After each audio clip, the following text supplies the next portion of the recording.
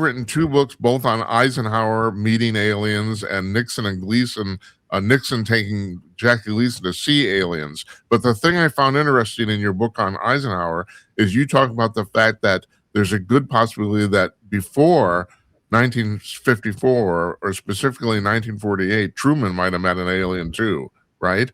We might well have had a crash. The Mexico crash may have been real. One man named Frank Scully, I think it was, looked into it, and then apparently some government people sent in some scammers to lie to him about it, and then that made his reputation look bad. But other people have come forward with some information, some bits and pieces that some alien bodies were recovered and creature was still alive.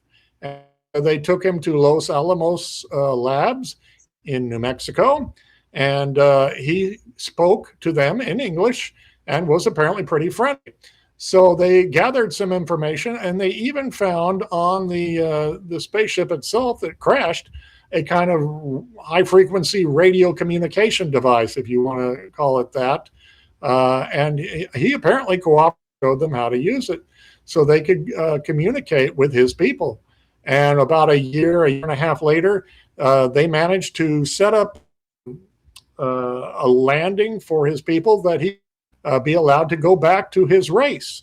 Sounds like a pretty wild story, but you have to read the book. And if you are interested in the Aztec, look it up. You know, the one thing that really impressed me about your research is how you documented the logs, the presidential logs, and the diaries of all these people involved. That must have taken an enormous amount of work, especially going back so far. Yeah, it's digital. The president now has them online, but you got to know a specific date and what to look for and what means. So again, I try to put every bit of research I can into this and back up my case. It's still a circumstantial case, but many a court case is won on circumstantial evidence. So I think this surviving alien may have had contact with a high-ranking official in the Truman administration named Dwight Eisenhower, who took office shortly after Truman finished his time, obviously on Inauguration Day, 1953. And apparently there were high-frequency radio communications by the military to set up a specific time and date for an extraterrestrial race of fully human-like beings to land at a secure airfield in America to communicate face-to-face. And I think Eisenhower went for it.